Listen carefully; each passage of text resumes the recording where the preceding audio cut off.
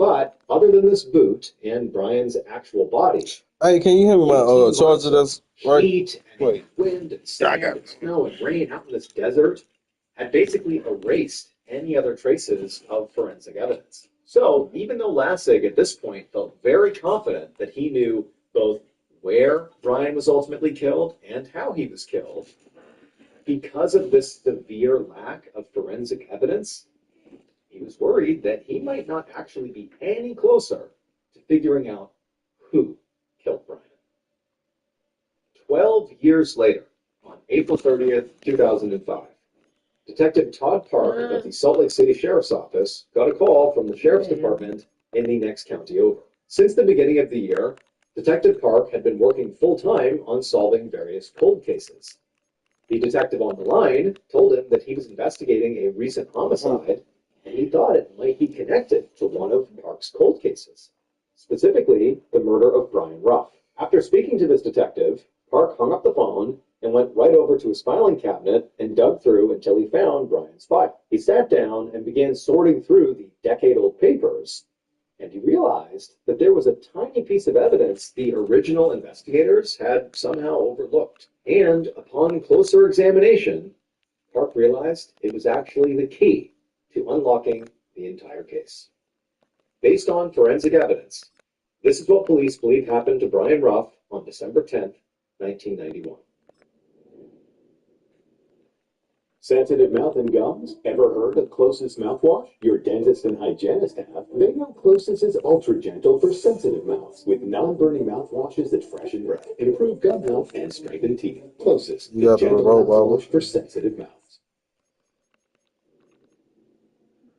Around 6:30 p.m., the killer drove down the winding service road toward a very isolated part of Kennecott Mine. Up ahead, they saw a single light in the distance. It was coming from a small guard shack right next to a chain link gate. The killer pulled right up outside of the shack and parked their car and then got out. And then seconds later, Brian Ruff came out of the guard shack and waved hello. And the killer sort of waved back and walked over to Brian. And then as soon as they were close enough, the killer grabbed Brian, whipped him around, tied his hands behind his back, and then forced Brian, before he could do anything, into the back of the vehicle. At this point, the killer jumped into the driver's seat, did a U-turn, and sped out of the mine towards the desert. And as they were driving, the killer heard Brian screaming and kicking in the back, doing everything he could to try to escape. But the killer was unfazed. They stayed calm and just kept on driving for nearly an hour, all while Brian's acting crazy in back, until they eventually reached another very remote spot way out in the desert about 50 miles away. There, they pulled off the road and they stopped their vehicle right in this open, snow-covered patch of desert. They climbed out, they went to the back seat, and they opened the door up, and they grabbed Brian, who was still fighting and trying to escape, but he was pretty tired at this point, and the killer dragged Brian out. And as they dragged Brian out, Brian began pleading for mercy and promised that if they just let him go, he would never tell anyone about this. But the killer just grabbed a shovel and a shotgun from their vehicle, untied Brian, and then forced him at gunpoint to dig his own grave. And then when Brian was done, the killer just raised their shotgun and shot Brian 5 times. And then after he was dead, they dropped his body into the grave he had literally dug himself, and then the killer got back into their vehicle, a red Mustang. But when the killer tried to leave, their vehicle, the Mustang, got stuck in the snow. And so they had to call a friend who did come out, who had no idea a murder has just been committed, literally right over there. There's a body buried, right over there. They didn't know. They helped the killer get out of the snow, and off they drove. The killer was Dale Bradley, the co-worker whose wife Brian was having an affair with. Dale's alibi that he had been an hour away, his car was stuck in the snow on the night Brian disappeared, well, it was true. Except that wasn't an alibi. He was basically describing being at the crime scene and having another friend come and help him flee the crime scene. But the friend who absolutely said, yep, he was an hour away, I helped him get his car out of the snow, the friend had no idea this is where a murder has just taken place. And so they told the truth, and Dale sort of acted like, yep, that's my alibi, and the police never checked. And so they didn't realize that that wasn't an alibi. It was basically a description of where the crime scene was. Additionally, Dale took a polygraph early on in the investigation, and he did pass it. So he really was dismissed as a suspect very early on. And so Dale and Christy had eventually gotten divorced, likely over the affair, and Dale had ultimately remarried. But when his second wife, Crystal, was murdered in 2005, the detective investigating that murder noticed that Dale had been sort of indirectly connected to now two people who had been murdered, Crystal and Brian. And he thought it was suspicious enough that he got in touch with Detective Park, the detective who was in charge of all these cold cases, and he told Park, hey, you ought to take a closer look at Dale in the Brian Ruff cold case murder. And so that prompted Detective Park to not just take a closer look at Dale, but really at the whole Brian Ruff case file. And when he did that, he noticed this really small piece of evidence that sort of went overlooked. And that piece of evidence was a tiny speck of red paint on the sole of that black work boot, which had been found near Brian's body out in the desert. And Park was eventually able to match that paint to the same paint on the inside of the trunk of Dale's red Mustang. Dale Bradley was charged with Brian Ruff's murder on September 19th, 2005. In 2007, he pleaded guilty to lesser charges of manslaughter and kidnapping and was ultimately sentenced to 40 years in prison. As for Crystal, Dale's second wife who was murdered, her case remains unsolved. Thank you so much for watching. Let me know what you thought of today's episode in the comments. And remember, we have a whole playlist of true crime episodes ready for you to binge right now. So click here and give them a watch. All right, until next time, see ya. You listen to me. Stay off the quieter roads. Don't drive at night. And if you do, don't stop. Don't ever stop.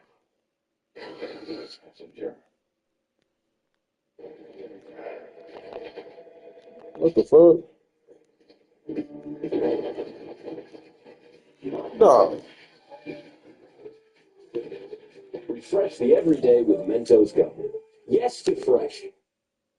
One afternoon in February of 2007, a very nervous man walked across an icy parking lot towards the front door of a police station in Merrillville, Indiana. This man had just been arrested, and he was being brought here to be processed. But he actually believed, or at least hoped, that he'd be allowed to leave. Was this one we were watching?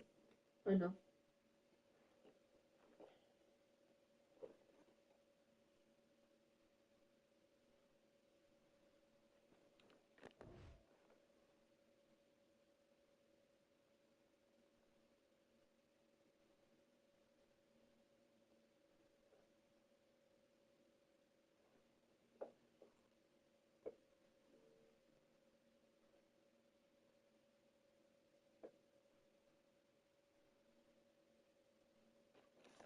I don't know what the fuck is going on, bro. Let me just search now, bro.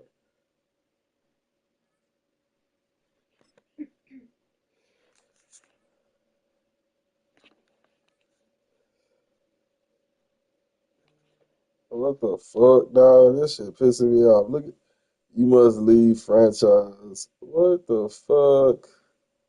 Bro, this shit is pissing me. What the fuck, bro? This shit giving me shit I ain't never seen before.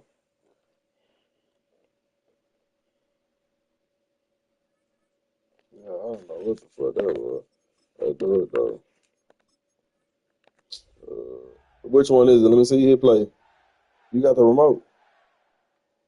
Really quickly, basically right away, because he actually had critical information about a Yeah, I was four-year-old passing murder it up. case that he wanted to trade for his freedom. And even though he did feel nervous that it might not work, deep down he Have we knew seen it this would, one? because this was not just Oh, a yeah, small no. tip. Okay.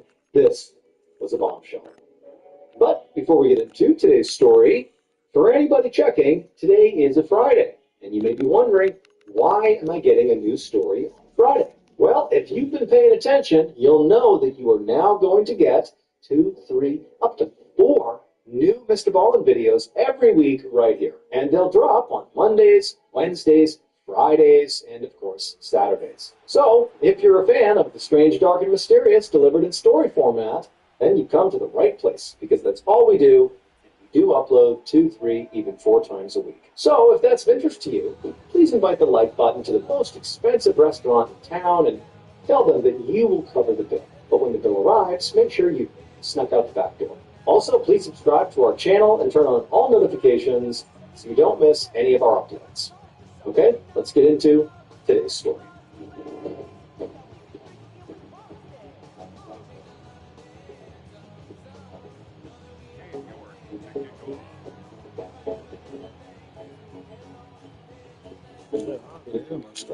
Personal business. On the afternoon of April 17, 2003, 33-year-old John Parker Jr. sat at his desk in his office at J&J Parker Industries. So is this the new Maryville, one? Indiana. Oh, He shit, was I'm about looking to over get some that thing. paperwork and hoping he would get Yeah, at least we a get few that. minutes without any interruptions to finish reading it. Because in John's world, a few minutes were hard to find. John was the owner of J&J, which was a consulting company dedicated to training people to sell high-end vacuums. Now, vacuums were not glamorous, but his company was really successful, and running it was a lot of work. He was on his feet all day, managing about 25 employees and solving constant problems, and he usually did not get much quiet time to do things like paperwork. And even though John did complain about this, the truth This was nigga he actually Dakota is a loved being hooper. busy. He had always been a very hard Oh worker. shit. He'd started in the Yeah. vacuum business as a door-to-door salesman, even though everyone told him there was no money in vacuums. I'm fucking He up. proved them wrong. He was so good at sales that he made his first $1 million by the time he was just 30 years old. And now he had a whole company that taught other people how to be great at it too.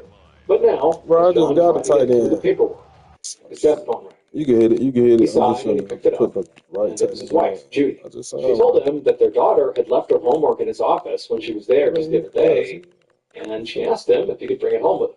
Now, John was about to tell his wife Shit, that this low was now the key. second time she had reminded him about this homework. But he stopped himself because right now things were pretty good. Things between them were solid, and so he tried to remind himself that it was not worth messing that up. So John and Judy had been married for 10 years, and she was his partner in life and in business. They had raised 4 kids together, and Judy was actually the second J in J&J Parker Industries. John knew that to everyone else they looked like a happy, successful power couple, but the truth was much more complicated, because about a year ago, Judy had an affair. And this had devastated John at the time, but he really wanted to give their marriage another shot. They'd been living in Michigan at the time, and they agreed that moving the business to Maryville, Indiana, where John was from, would be a good way to start fresh. And so far, they both felt like it had been the right call. The business was doing really well, things were looking up, and most importantly, John and Judy were actually getting along. So now, instead of getting annoyed at his wife for repeatedly asking him about the homework, he just said, sure, and that he would see her later for their date. As soon as John hung up with Judy, he heard a knock on the door, and his office manager, Barry Jones, charged in holding more files. Barry dropped them on John's desk and said, sorry, but we needed a signature. It was for the final termination paperwork for an employee John fired, whose name was Derek Hall. So a week earlier, John had made very difficult. Oh, come on, man. That was the It first. wasn't personal. It just wasn't a good fit. He couldn't keep up with the sales quota. And John had really high standards for his employees. That's how he became a millionaire in the first place. But Derek somehow thought his firing was John's fault. And he'd actually showed up at J&J and made a scene in the parking lot saying that John had shorted him hundreds of dollars on his last paycheck. And when John tried to defuse things, Derek had physically attacked him. The police had to be called, and they separated John and Derek before it got too ugly. And John had ended up paying Derek what he wanted, since he just wanted the whole thing to be over.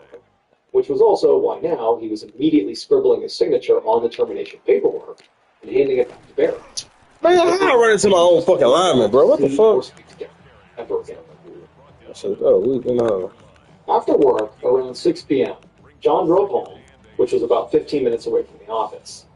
And when he got inside his house, he heard Judy call down from upstairs that she'd be ready for him. So he yelled back that there was no rush, and he meant it. And this was because just over an hour earlier, his older brother David had met him at the office, and they'd gone to a buffet together. Oh shit, I So didn't John realize wasn't hungry at all anymore. But dinner with Judy was definitely more about spending time together than actually eating, so he wasn't going to say anything about the late lunch. John made his way into the living room where his four kids were watching TV. It was his 17-year-old daughter, Christina, her 15-year-old brother, Daniel, and their two younger sisters. The older kids were going to babysit the younger ones tonight so that he and Judy could go out. But when John tried to make conversation with them, Christina and Daniel gave him the cold shoulder. Now, to any other parent, this could be interpreted perhaps as just typical teenage behavior.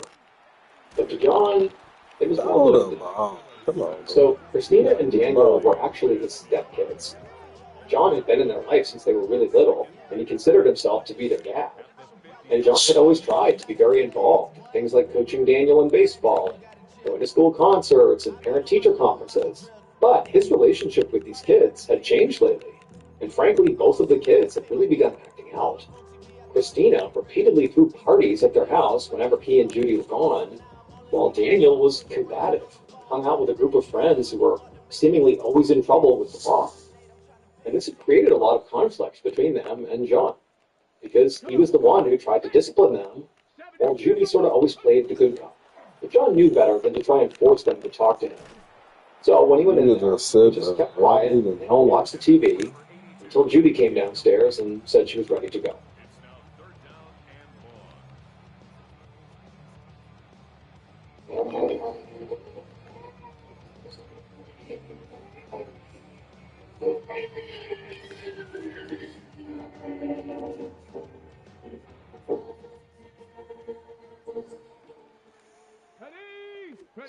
Smells like fresh produce.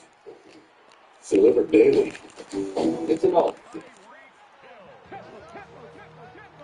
Hours later, just before 10 p.m., John and Judy left their dinner, got in the car, and drove back to John's office at J&J Parker Industries, which was in an office park in a secluded area. And the two of them had Man, why you ain't get the blocks, bro? However, during their meal, Christina had called and wanted to know where that homework was that John was supposed to bring home. And John, very embarrassingly, suddenly realized that despite all those reminders from Judy that he was getting so annoyed by, he had forgotten the homework at the office. So that's why they were here now, to pick up the homework on their way home. John parked the car in the lot, and both of them hopped out. When they got inside the building, they found that the office manager, Barry, was still there working, which John expected. I mean, things had been busy lately with planning seminars and finding a new hire to replace Derek, and Barry was in charge of keeping it all organized. And John really didn't feel too bad that Barry was putting in so many hours. I mean, this was his job, and the company relied on him to ensure nothing major slipped through the cracks. So when Barry mentioned to John when he went inside that, he actually might be heading home soon, John said no. At the same time, John saw his wife grab the homework from his desk and then hustle out to the car, and as she disappeared, John told Barry that he was sorry, but Barry needed to stay and finish what he was doing. But then, to make up for delivering this bad news, John offered Why the Barry fuck his is it offer on of this roast simple dinner. ass meter? He had basically a full meal since he had not been hungry. Barry sort of Something grumbled I about do? it, but said he would take the food if he was offering. And so John nodded and went outside to grab it. Moments later, John arrived at the car, where Judy was waiting in the passenger seat. He opened up the back door and picked up the styrofoam to-go box. When Judy looked back at him, he told her he was going back to give the food to Barry. And she just shrugged and said, fine. Oh, here comes some bullshit. Right at that Yeah, same man. moment, Fuck. John heard the sound of footsteps in the concrete right behind him. Mm-hmm. But before he could turn around, he heard a deafening bang. Judy heard the bang too, which was followed quickly by a second one. And she instinctively ducked down in her seat and then looked back at John just in time to see him fall hard to the ground. And before she could do or say anything, she saw a masked person in dark clothes crouch over John for just a few seconds, and then sprinted away from the car towards the main road. Judy leapt out of the car and ran to John, yelling his name, but he just lay there on the pavement, not moving. And then she saw this huge pool of blood forming right underneath his head. With her heart racing, Judy ran to the office door and screamed at Barry to call the police. Man, y'all got there way too late.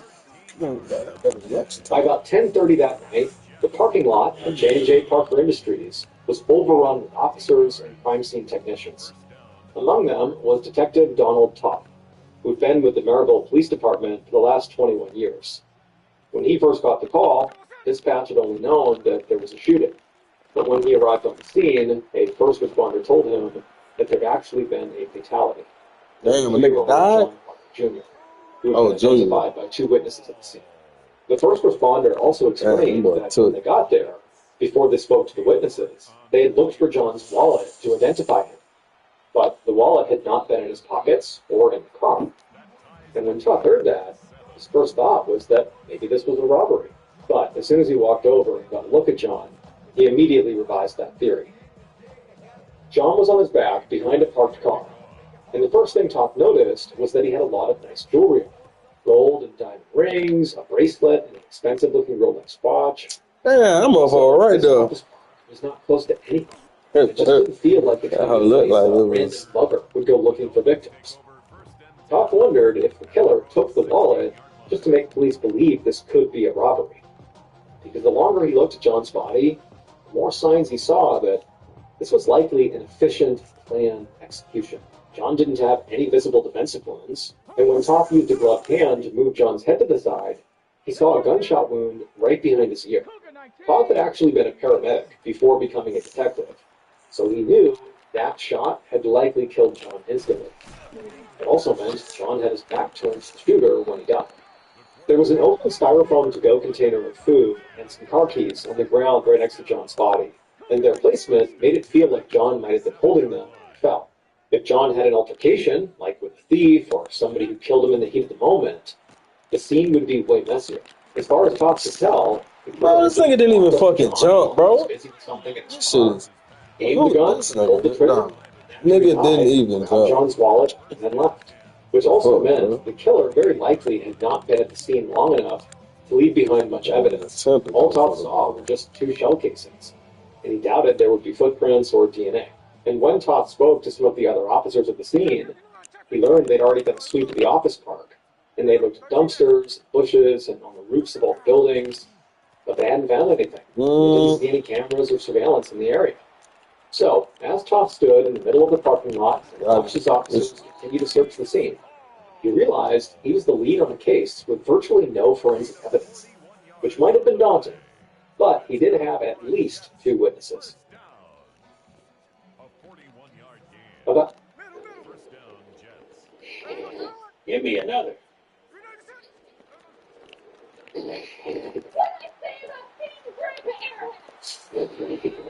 Don't do it. There it is. Hey, you see that? What's called that flavor right there? That flavor was fire. I ain't never seen that dude. About an hour later, Todd sat down across a table from John Parker's wife, Judy, inside of an interrogation room inside the Maryville police station. He'd learned a few things about Judy already. She'd been the one who told Barry to call the police, and she was with John when he was shot. He also knew that, as the spouse of the murder victim, she was his best suspect. Now, Todd didn't really think Judy was the actual shooter, but considering how pristine the crime scene was, he knew it was possible this was a hit, done by a professional, and Judy maybe could have hired them. But as Todd spoke to Judy, he started to waver on that theory. She couldn't stop crying, which made it hard for her to get her words out. When she did speak, it was That's Spanner? Yeah, that's slow. Spanner It right was there. taking her a lot of effort to say anything at all. She did manage to give Todd the timeline, how she and John had gone out to dinner for their date, and then stopped over at the office after, since one of their daughters had left some homework there. She said the office manager, Barry, had been there, and that when she had gone back to the car, she knew that Barry and John were speaking. And then at some point, John he left the building and came out to get his dinner leftovers, and at that time, she turned away from him, and then she heard these 2 loud shots. And then when she turned back around, she saw John fall, and then also there was this figure in dark clothes who was sort of bending down on top of John, and then they ran. However, when Judy finished telling her story about what had happened that night and all the events that led up to the shooting, something changed in her demeanor. The shakiness in her voice and all the grief that was sort of pouring out of her to this point, it vanished. And in its place, Judy became very hardened, and she looked right at Todd, and she said, "You better find the person who did this and bring them to justice." Damn, gangster. And when Todd saw this, he almost got goosebumps from it because it was such a quick departure from what had been going on. And he thought to himself, either Don't force it. she Don't is force a it. great actress and this is all a big facade, and she did it or she was involved, or this is genuine. She's a grieving widow who doesn't know what to make of the fact that her husband has just been killed. At some That is point, Top asked hard. Judy if she could think of anybody who might have wanted to hurt John. And Judy appeared to think for a second, but eventually she just said no. She said that John was an incredible husband and father, and they had a great marriage that they had really worked hard on, and everybody at work respected him. But then something clearly occurred to Judy because she frowned and said, actually, there was someone from work who didn't like John. His name was Derek, and John had fired him Bro, recently. why I can't get And my after nigga the no? firing, Derek had come back to J&J and started a physical fight with John in the parking lot. When Todd heard that, he perked up. I mean, a disgruntled employee was definitely somebody that he should be speaking to. And Todd was speaking to the office manager, Barry Jones, right after this. And so he figured he could ask him about that incident too. Now, Todd wasn't ready to rule Judy out as a suspect, since he still needed to check her finances and talk to friends and family about her marriage. But for now, he didn't see a reason to hold her. So he told Judy that for now she was welcome to go home and be with their kids, grieve, and they would be in touch. Then Toth got up and he left to go to another interrogation room where Barry was waiting. The following morning, Toth walked up a flight of porch steps.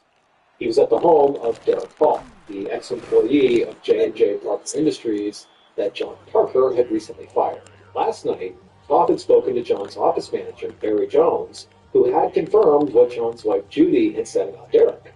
That after he was fired, there had been this huge, ugly fight at the office between Derek and John, and Derek was the instigator. It was the only useful information Barry had given him, since he said, during the shooting, That's he the had only actually thing he been gave him that was outside, useful. so he hadn't heard, seen anything until he heard Judy screaming for him. But the lead on Derek was enough. And the other thing was, Barry and Judy were not the only ones who thought Derek was Oh, that was all just me. before this, Hawk also spoke to John's brother, David, who was incredibly devastated and furious about his brother's death. And David had also pointed the finger at Derek. So Toth was very eager to meet Derek, a man 3 people claimed could be a killer.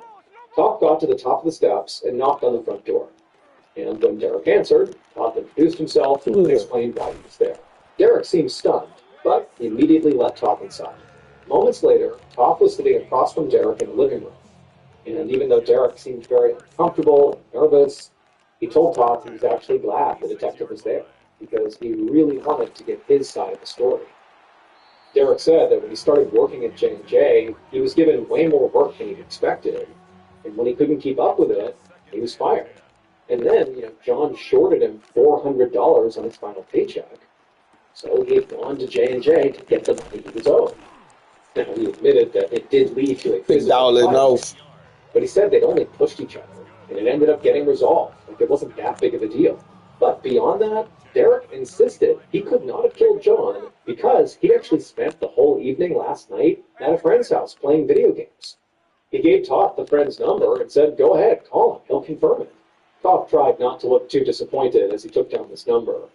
But if the alibi checked out, he could rule Derek out as a suspect. Now, it was possible that Derek had, actually taken a hit out on John, but to Todd, that seemed unlikely. If Derek was that upset over $400, it didn't seem likely that he would have the excess cash to pay anybody to go commit a murder. But as Toth left Derek's house and got back in his car, he decided the interview was not a total bust after all. Because talking to Derek made him realize he needed to focus more on John's business life. According to John's brother David, John got rich young and built his company very quickly. And in Toth's experience, those kinds of people often stepped on others to get to the top. The next day, Once you get a taste for something different, is all you look for. I tried it. Try different. Get employee pricing for life and keep the rebates at Ryan Ford in Sealy. Hurry, buy your new Ford and get employee pricing for you and your immediate family. Employee pricing for life. Nah, but that's one right there. Texas, We're USA. supposed to be right there in the trenches and shit. the next day, Toth walked down a hallway at the precinct towards an interrogation. He had confirmed Derek's alibi with his friend, so he had to move on to other suspects for now. which was fine with Todd because he was about to sit down with his new prime suspect, who happened to be one of his former witnesses. It was John's office manager, Barry Jones. Yesterday, Todd had gone to the J&J Parker Industries office and made it a point to speak to every single employee about John. And he found out that John was a great boss who pushed his employees, but he worked hard himself. The employees also said that Judy was an essential part of the company, and the Parkers as a duo were well respected in the world of vacuum sales. But office gossip also said their marriage was not exactly happy, and it was sort of common knowledge that Judy was having an affair with Barry Jones. Ah, Employees even caught them having sex at the office. Now, never Barry damn. nor Judy had mentioned this the first time Todd was spoken to. So now Todd had That's no fucked idea up, if P. anything they'd said to him was true. Barry could have been lying about being in the bathroom and was actually, the shooter. Or he and Judy were maybe working together, and they were both lying. Todd That's was leaning crazy. towards the second option, because he'd also found out that Judy was going to get a big payday from the death of her husband. She was the Woo, beneficiary. yeah, that hoe did it, fine. She did it. $1 million? John's Shit, general $1 million estate was back worth then is around $2 like million. shit, 10 million. Maybe he thought, she and Barry wanted to take John's Shit. money and What date this was? What year? So when Todd went into the interrogation Oh, room, good. he intended on essentially saying that the investigation was over. They'd caught Barry in a lie, and they knew what he did. But when Todd sat down and confronted him, Barry did not act like somebody who was guilty and cornered. He was charismatic and confident, and he said the affair was total office gossip. He was just good friends with Judy, and they worked together closely. Nigga, you got caught fucking. How He and y'all Judy shit and John were friends? like family. In fact, he said he was Bro, they just said that these folks. Now, Toth didn't really believe what Barry was saying, but Oh even though he shit. kept pressing him, Barry stuck to his story. And eventually, Toth just had to let him go. Because without any evidence, it was just Barry and Judy's word against the employees. And even if they were having an affair, that was not enough to prove they also conspired to murder John. Yeah, but shit, On you got Monday, April 24th, probable cause, right? This motherfucker. John's murder. Oh shit, I didn't Toth see. was at his desk, rereading the notes from Barry and Judy's interviews for what felt like the millionth time. He was still trying to find a concrete way to link Judy and Barry to John's murder before approaching Judy about it. But so far, other than the office rumors, he hadn't found anything. And he didn't really have any other leads, aside from learning that the shell casings found on the scene were from a 25 caliber gun, which was useful to know, but it wasn't going to help him with his suspect list. Toth leaned back in his chair and rubbed his eyes. He'd been full speed ahead on this case since Thursday night, and he was exhausted. He was starting to consider maybe going home and getting some rest when he heard a light knock on his door. An officer poked his head in and told Toth there was somebody on line 3. They got out of bounds though, huh? It sounded like a good one. Toth picked up his phone, and the person on the other end of the line explained they were a police officer as well from a nearby town, and they said that they had heard about John Parker's murder on the news and realized they had some information. Mm. So about 6 months earlier, this officer had been called to a local juvenile detention facility to take a report. The staff did Juvenile? a random search on their What the kids fuck? and found that 2 of them had a lot of cash, over $200. Having cash was against the rules. Man, why the fuck you caught the ball like that, folks? What the fuck? They said it was Bro, for a hit. that was the dumbest shit ever, dog. You could have Now, froze your. that's John's fault, but not what the officer said.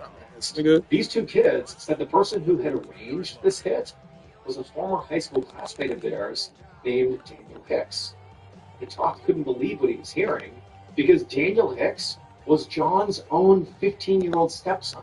Toth had really begun to think that this murder could be a professional hit, but it did not occur to him that this hit could be linked to family and also a child. Now, the officer on the phone explained that they really hadn't taken this very seriously at the time, so no one had notified John's family or spoken to Daniel about it. Which, Toth did not have to point out here, but this was a huge screw up.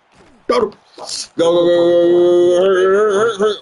hurry. Get your ass up. Get up. Chop, chop. Get to the line. Get to the line, goddammit. These 2 kids with the cash from the officer. Come on. Chop. And when he hung up, he immediately sent some of his own officers to track these kids down.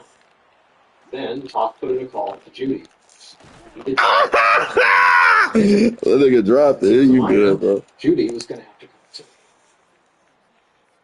Late that same night, actually after midnight, Toth was once again inside of an interrogation room with Judy. But this time, instead of answering questions herself, Judy was sitting at the back of the room watching while her son Daniel sat at the table with Toth and a few other detectives. Toth had spoken to Judy right before this, and she had seemed genuinely shocked to hear that her child apparently asked somebody to kill John.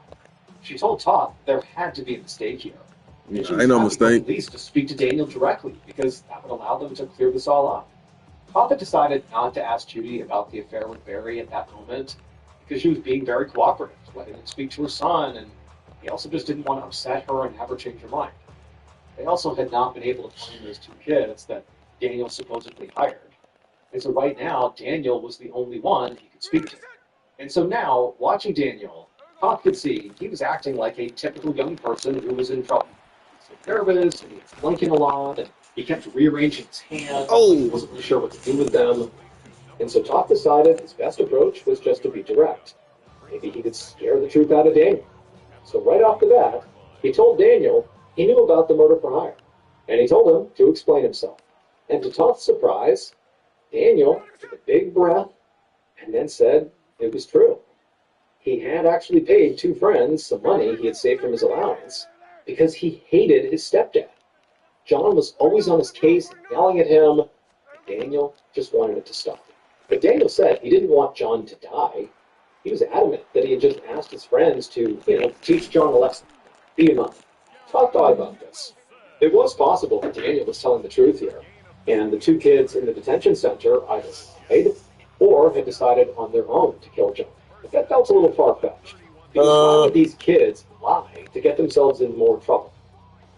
Toth thought it was much more likely that Daniel was the one who was lying, and Toth was not about to let Daniel go anywhere until he found out for sure. So he told Daniel and Judy that he was sorry, but they were going to have to take Daniel into custody. Then Toth called some officers in to make the arrest. tell you that, He left man. the room, How was it? and He went to Judy and juvenile? Daniel sat completely shocked behind him. Now, at this point, even though Toth had been up all night and he was totally exhausted, at the same time, he actually felt far more alert than he did even in the couple days before. Because now it felt like they really were, making movement on this case. And so instead of trying to get some rest back at his house, he went back to his office, poured some coffee, and kept on working.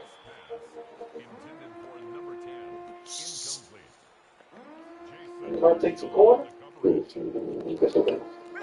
All he doesn't pay for carpet. Your savings was strict to you. Difference is they save you money. If you get in there, we'll end up them savings. It's an Aldi thing. Everybody knows that the place to find a place is a I'm about to say they ain't even let me get the pick. You better fucking drop it, but whatever. Touche. On May 15th, 2003, so almost a month after John Parker's murder, Detective Don Toth sat at his desk reading some copy for a flyer and making some last-minute changes to it. So far, it said that police were looking for information about John Parker's murder in Maryville, and it offered a reward to anybody who came forward. Toth planned to pass these flyers out all over town tomorrow to see if the public could maybe give him a new lead. It was sort of an act of desperation, because while this case had seemed close a couple times to being wrapped up, just a few weeks ago, now it was pretty much dead. It had taken police a while, but they had finally found both of those kids from the detention center that Daniel apparently hired to, rough up his dad, who ultimately apparently killed him. A teenager hired a damn jit too. Hey, bro, go kill my pops one time. I'm gonna drop. You give back. No, they were just supposed to wrap him up. Even if they chose to rough them up, bro, your own pops, that's still Other events in detention. See, the other nigga testified on his dad. Since Toth Shit could was not crazy. prove the assassins Daniel hired had actually killed anyone, he'd had to let Daniel go. But that didn't mean Daniel was innocent here. Those two kids had said that Daniel did ask for John to be killed, not just beat up. So Daniel was lying about that. And Toth didn't think someone who wanted to kill his father had just stopped wanting to kill his dad all of a sudden. But since Toth knew Daniel was at home babysitting his younger siblings during the time of John's murder, Toth figured he'd likely gotten somebody else to do it. But Toth couldn't just keep talking to Daniel. because Judy had gotten a lawyer, and they were She not lured to up. question the family members at all anymore, which was very frustrating since Todd wasn't done with Judy either. Out of everyone, I mean, she benefited the most from John's death because she was a beneficiary on his life insurance. And she was very likely having an affair with his office manager, Barry, so maybe part of her motive could have been just to hide the affair from him. And then also Barry. I mean, he's potentially having this affair with Judy, John's wife. I mean, he might have a motive as well to get rid of John, to just keep this thing a secret. Also, he definitely Absolutely. seemed to think that John was, a pretty tough boss, and so maybe he just had enough, and he was complicit or actively involved in getting rid of John. He was also at the scene of the crime right when it happened, and since there weren't any cameras, Toth couldn't actually confirm Barry's version of events. But at this point, Toth didn't have the evidence he needed to prove any of these suspects actually killed John or hired somebody to do it. And he also didn't have enough evidence to eliminate them and narrow down his pool further. Instead, Toth had just kept adding to it. Because as of this week, he was also considering John's brother, David, as a person of interest. A few days ago, some officers had been called to Judy's house because John's brother David had stopped by her house and gotten into a verbal fight with the family. And this was not the first time this had happened. Not a verbal fight. Apparently, David had gone over there and threatened the family before. One time, he'd even damaged their car. This kind of behavior could mean David was just lashing out because he was grieving, but it also could mean he was erratic and potentially violent. Plus, he'd been with John on the afternoon of the murder at that buffet, and he knew that John was going to have dinner with his wife later, so he could have guessed that John would check in at the office after they were done eating, since he was a famously hard worker, Todd sighed and took a break from looking at this flyer. His brain was fried, but he felt hopeful these flyers would give him the tip he desperately needed to break this case. And so the next day, Toth and some other officers passed these flyers. But then weeks went by with no tips. And even though Toth did eventually get a few responses to the flyers, none of them gave him any actual evidence. So over the next few months, Toth spent his days in his office, poring over files for something he missed, or maybe a witness they didn't interview, or evidence they maybe overlooked.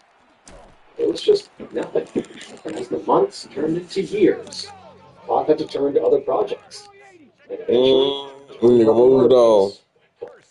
Yeah, when they had to move on. It had to be.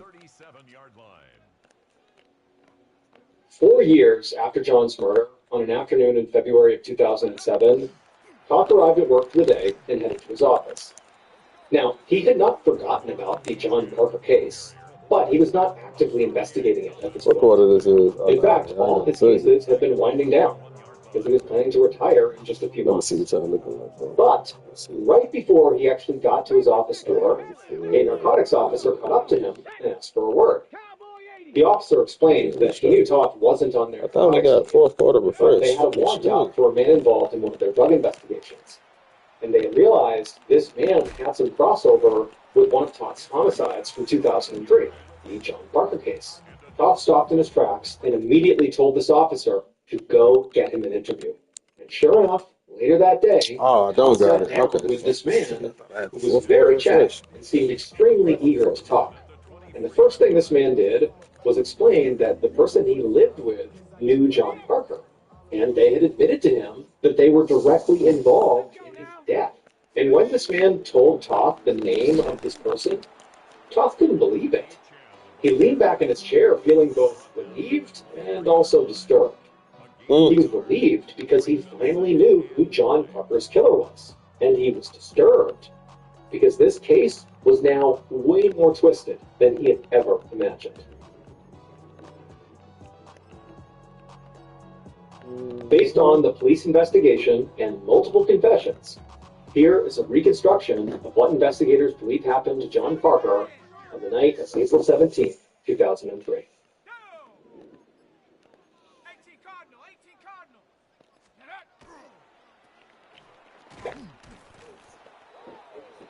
Refresh the everyday with Mentos Chewy Mints. Yes to fresh. A business school built for today's workforce. Learn more at wgu.edu/business. At around 10 p.m., the killer crept slowly through the shadowy parking lot at J&J Parker Industries. They were wearing a mask and dark clothes, and they were carrying a No, 20 no. They could see John's car by the office entrance, with Judy sitting inside of it. But she was not the killer's target. John was. And John Yes. Oh, Malik, standing bro. Malik. right outside Malik. the car doors. It was Oh my open, God. and he was rifling Man. around to get inside the car looking for something. And as the killer stared at John, thinking about what they were going to do next, they thought about John, who this man was, and how controlling and selfish he was. He had made the killer's life a living hell, and now the killer was going to get retribution. So while John continued to have his back turned, the killer silently walked up right behind him. They raised their gun, aimed at the back of his head, and they fired. And it was a direct hit that hit him right behind the ear, and John fell so Pop fast his that when the killer ass. fired a second time, they just missed. Now, the killer had never murdered anyone before, so they were shocked by what they had just done. But they were kind of jostled back into reality when they heard John's wife, Judy, yelling out and screaming. And so, quick as can be, the killer grabbed John's wallet, so the police would think this was maybe a robbery gone wrong, and then they turned and sprinted off into the night. Much later that night, the killer waited at home until the person who had masterminded this whole thing arrived, and they gave them a hug and said they had done a good job. The mastermind then took the gun, John's wallet, and the clothes the killer wore during the murder, and told the killer they were disposing of them. And the killer just listened, feeling very relieved. He trusted the mastermind more than anybody else in the whole world, because, after all, she was his mother. It would turn out Hey, it's always a bitch, man. 15-year-old son, Daniel, to murder his That's stepfather. Her crazy, husband. dog. Judy wanted to get out of her marriage with John, but she knew if she divorced him, she would have only gotten half of his estate and Huh. business. You selfish bitch. Instead, she could get the whole thing. Now, she had actually already tried to kill John, just unsuccessfully. First, she tried to poison him, but when that didn't work, she had hired a hitman herself. But that also failed. So finally, she asked Daniel to help by promising that he would get Hey, some of the look, money. she implied the And she had own also son, listed her bro. daughter, Christina, That's who was the one who crazy. found the gun to kill John. And the daughter. Daniel actually tried to hire somebody else with the That's gun, just. but then ultimately just did it himself and used his younger siblings for an alibi, saying he was at home babysitting. And the man Damn. was Christina's That's husband, who nasty, she married man. 2 years after John's death. That's Once her fucked husband gave up. It be your spouse most of the the whole time. thing. Now, she had actually You already see? tried to kill John, just unsuccessfully. First, she tried to poison him, but when that didn't work, she had hired a hitman herself. But that also failed. So finally, she asked Daniel to help by promising that he would get some of the money. And she had also enlisted her daughter, Christina, who was the one who found the gun to kill John with. Daniel actually tried to hire somebody else for the Damn. job, but then ultimately just did it himself and used his younger siblings for an alibi, saying he was at home babysitting. And the man who told all this to the police was Christina's husband, who she married 2 years after John's death. Once her husband gave the police the whole story, police interrogated both Christina Hey, and what's Daniel. done in the dark gonna come to light, you feel me? Judy was convicted Every of murder time. and You can sentenced bet to your last 33 dollar years on in it. prison, while Daniel got 23 years in prison. That's And alright. Christina received 5 years for her part in the murder as well. Christina would die in 2013 from a drug overdose. How much did the girl, The daughter? No. He was The at home mama? babysitting.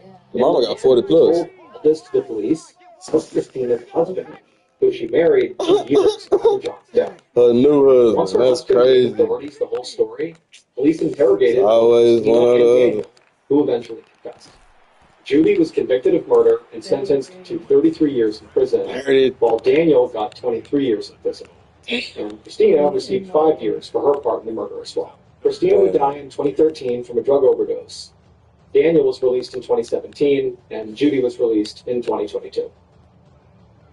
Oh, They got yeah, of course, but Thank you shit. so much for watching. Killed your father though, bro. Your pops, your husband. That shit. That shit just fucking. But I want. So they had the two kids together at the end. Then Yeah, they had 2 kids together. That shit was hard though. But of course, it's always the spouse, man. like every time. Of course, it's the spouse. Niggas know it's the spouse. Like, and it's just sad that it's always the spouse. It's never. You feel me? and abused young women in Dallas, terrifying and late, all under the guise of God's will. But there was one woman, a man That shit living crazy. in the same community, who recognized what he was doing and committed herself to exposing his depravity. Return of the She and her man is husband, for the Tolga Kadis, initially moved to the area in Sabito. 2016. At some point, they started filming a documentary about the unfair stigma faced by followers of Warren Jeffs.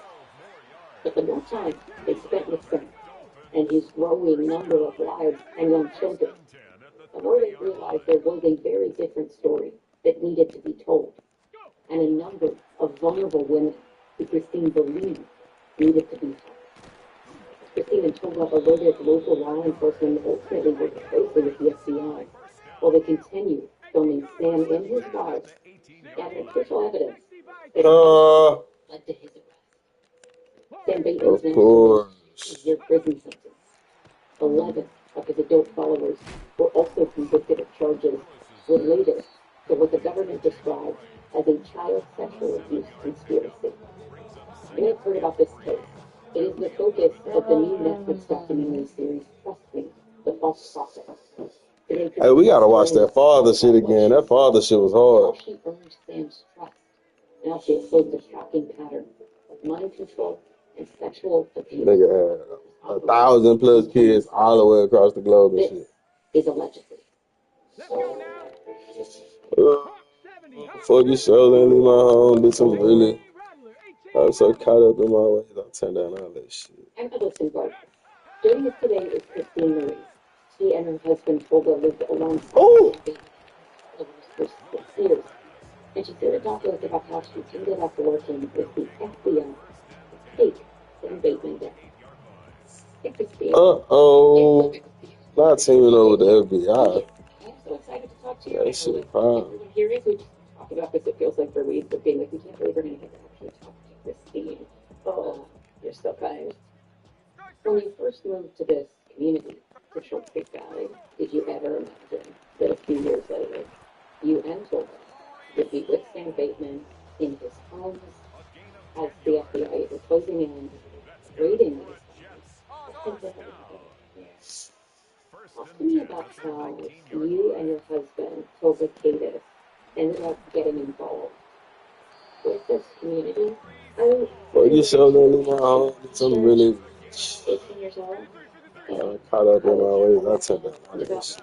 And at that time, I was lured into a fundamentalist situation that was not approved by the mainstream knowledge church, and I ended up being exploited and traumatized. And when I was able to get out of that, I developed a desire to help other people.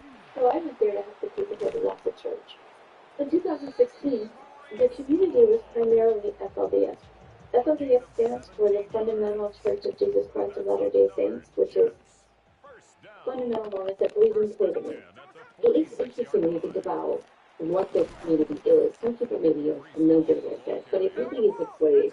Because the Church of Jesus Christ of Latter-day Saints banned plural marriages in 1890s. But since about the 1930s, as I understand it, Short Creek has become a place for people who've been excommunicated from the LDS Church who don't want to practice plural marriages, started to gravitate towards.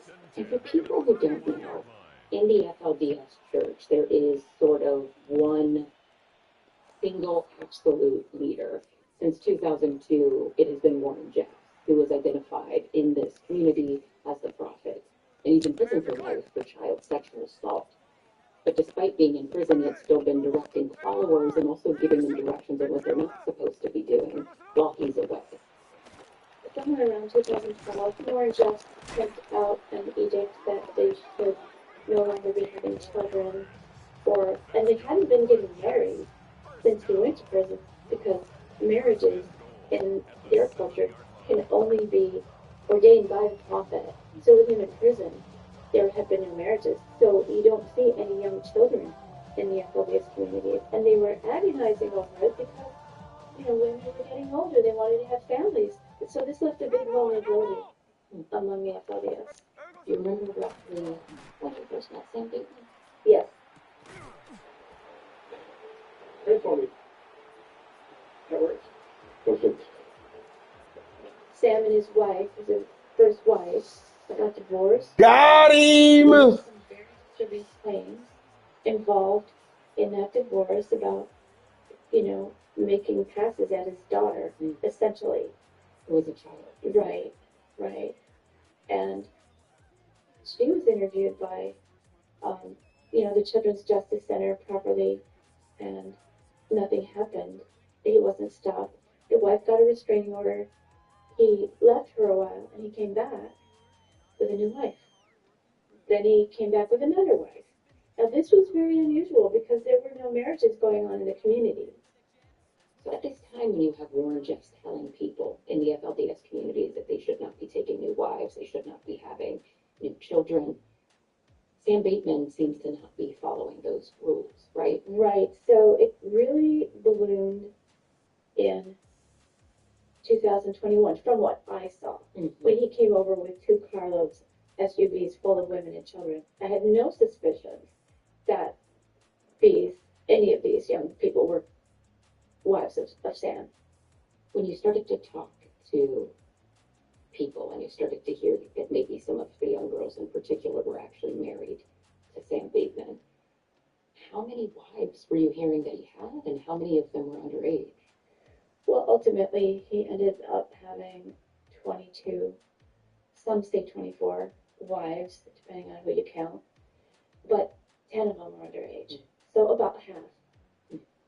But for a while, you didn't realize it. No, I didn't. But the rumors were around town. I just thought the girls were the daughters of the men and women that found him, and they were. But it wasn't until one of the people associated and living in the same home with him who started secretly informing me of what was going on. She told me, these are all his wives. They're all his wives. How was he at this point convincing these people, even the adult followers, to sort of be around him? What was he telling him that he was? So, because Warren Jeffs had not been communicating in quite a few years, he told them that Warren Jeffs was no longer like living in mortality